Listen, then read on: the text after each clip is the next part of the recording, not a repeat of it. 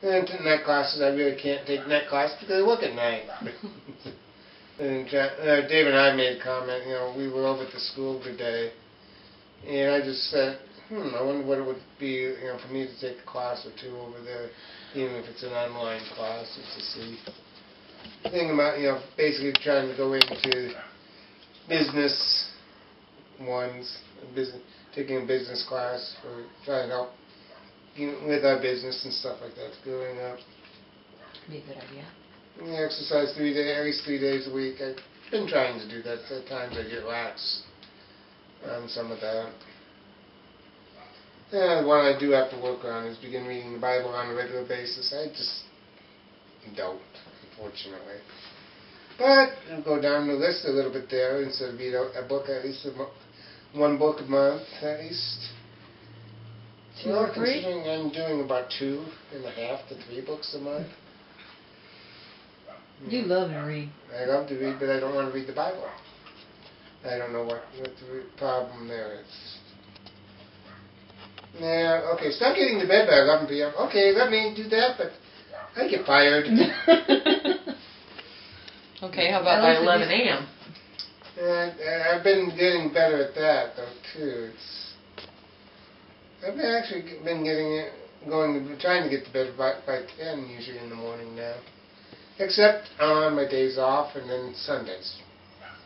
Sundays is usually about between 12 and 1 before I end up getting to bed. Yeah, because you're at church.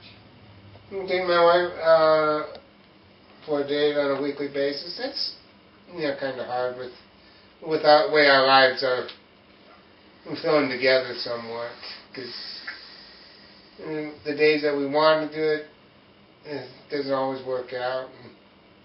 And having my hours right now, what I do.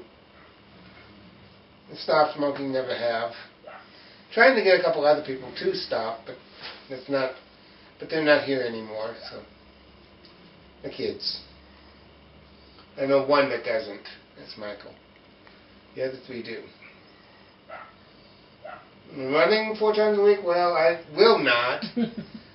No, I shouldn't say that. I won't. Because I'm afraid if somebody finds out that I am doing it, she's going to cream me and I won't be able to run.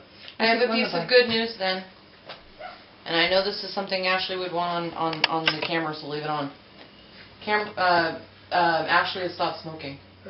Because when we took her back up to, or down to Cold Springs, whatever that is, Leanne was smoking and Ashley had commented that she had stopped. And then Leanne was telling me on the way back that she was wanting to hang out with me because I'm a good influence on her about smoking. So one of your kids, 2 of your kids out of 4 don't. Ashley stopped. I know you guys didn't know. I wonder for how long it's going to be because with the way Adam is, where she's actually staying right now, Adam does smoke. I don't know if Jesse does. I just thought I'd tell you the good news. Thank you. You're very welcome. But that's about it. Drop 10 pounds. Yeah, if I do, I do. If I don't, I don't. Well, I do know, Dad, that you at least ride the bike at the base. And how many miles did you have last time? Something like 20? A little over 20. 20 miles? Okay, folks, this one, I'm trying to break 2 miles on the treadmill. You will, Mom. And someday I'll do it. I know I used to do like 5Ks, 10Ks on the treadmill, and one day I'll get back there. Most of us do care about our bodies. And we're concerned about how we look and how we function and how we are maintained. I'm not crazy about being heavy. I hate it, but it's what God's given me. But I deal with it. But I try to make it as healthy as I possibly can. I go to the gym and I try to eat right. I whip these kids into shape, make them eat right, like it's going to happen. and it helps. However, we guess that a few of us are understand how much God cares about our bodies. It seems that we often hear about the value of God put on our souls, and we forget how much He cares about our physical selves or our physical well-being. And that's very true. We're all worried about spirit. But and it's not just physical well-being. You know, we got mental well-being in this house big time. And stuff that I've learned, you know, that helps with that is eating right. You know, you say eat right. Well, what's the eat right mean? You have to have at least 3 cups of vegetables a day. You have to have at least 2 cups of fruit a day, or at least I do. You know, if you're this thin, no, don't go there. You have to have so many proteins. You have to eat them at a certain time of the day. You know, I find out that my heart rate or my blood pressure went up quite a bit because of the pain that I have to deal with raises my blood pressure. And the medication that they give me for the pain raises my blood pressure.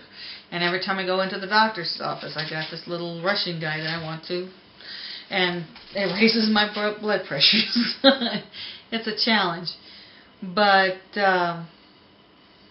it also helps with the emotional well-being in my head, because when I'm eating well, when I'm going to the gym and working out, I feel so much better, you know.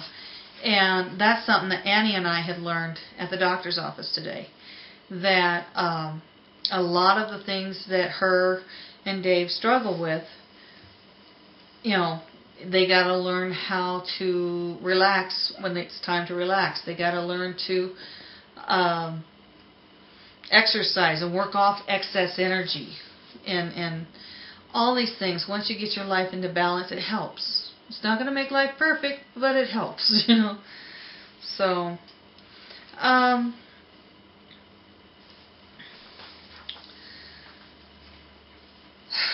name a goal that you have set concerning your physical health that you have kept.